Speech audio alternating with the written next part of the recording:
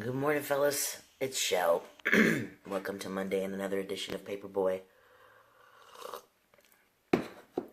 Let's talk about our dictator, Trump.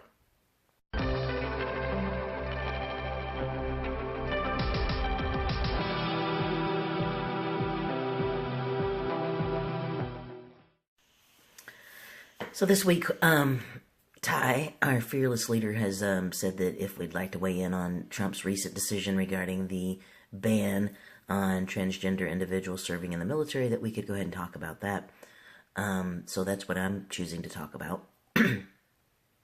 I literally cried, like bawled. And it's not because I'm in the military. I don't even have any friends in the military. It's just the bigger picture of us being less than and being criminals almost in this country. I was crying and I told my wife, I said, it's not even safe for me to be alive, because that's the way it made me feel. It may have been dramatic in the moment, but in that moment when I read the tweet, I saw it on Facebook and then I went out to Twitter to check it out for myself. I don't follow him, and there it was. And so I did a screenshot so people didn't think that I was borrowing from another source, because I have a couple of friends on Facebook. Sorry, I'm trying to get my coffee in. Who are like, check your sources. You don't know if that's real when it comes to anything political. So I made it clear that I went and checked it myself. It's just that this leads to other things, us being banned from other things, and there's other trans folks who have weighed in and said it's not about the military, it's not about anything other than they want to make it to where we can't exist, where we can't live and move about spaces freely. So the more that we are prohibited from spaces, the military being one. I live in Texas. We just moved home to my hometown, which I'm super thrilled to be back home. And Texas is home. It's my home. And I hate that this bathroom bill has passed now here. And that's after people in my trans community where I used to live went and testified for hours. And it still passed. So it's just limiting space after space. It comes at a very unique timing with me personally, because my son came to where we are for 2 weeks because it was his regular summer trip, and then in the process my wife found out she got a job, and so we ended up moving back home. And so he's only been back with us for a few days, and he has been calling me dad.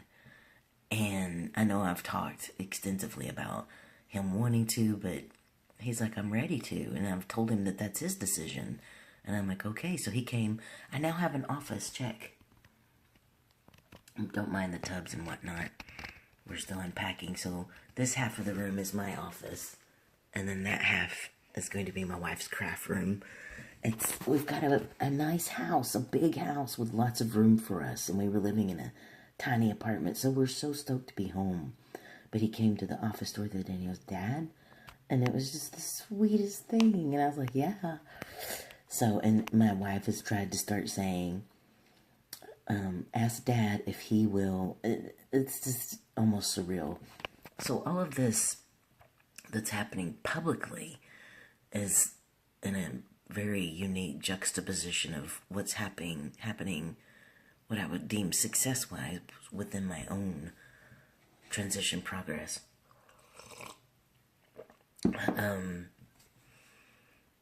I feel bad. Like, I've followed the story of Logan, Ireland. I follow Shane Ortega on Instagram. If you guys don't know who they are, they're a couple of, I'd say, well-known trans guys that were both in the military. I think Shane was the first one to serve openly as trans. And it's just sickening. It's absolutely sickening, and it makes me feel like we live under a dictatorship. I cannot believe, and some of my family voted for him. I knew he was going to be awful and Hitler-esque, and that's what it feels like to me. I feel like we have second round of Hitler. And some people may think you have no idea what it was like, which I don't, but everything I've learned through school, he reminds me, and I used to watch History Channel all the time because I love history. His behaviors remind me of Hitler. So it's very disturbing. It's very upsetting. It's very scary. It is legit scary for me. So, I don't know. I mean, what can you do but sit back and wait and watch and see what happens, right? I don't know what else you could do. So, anyway, that's where I stand on that. I don't have any thoughts as to resolution and what can be done. I just wanted to weigh in on how it's personally affected me and the fear I feel currently. Alright, guys, I hope you all have a great day. Peace and love. Subscribe and like and share and come back.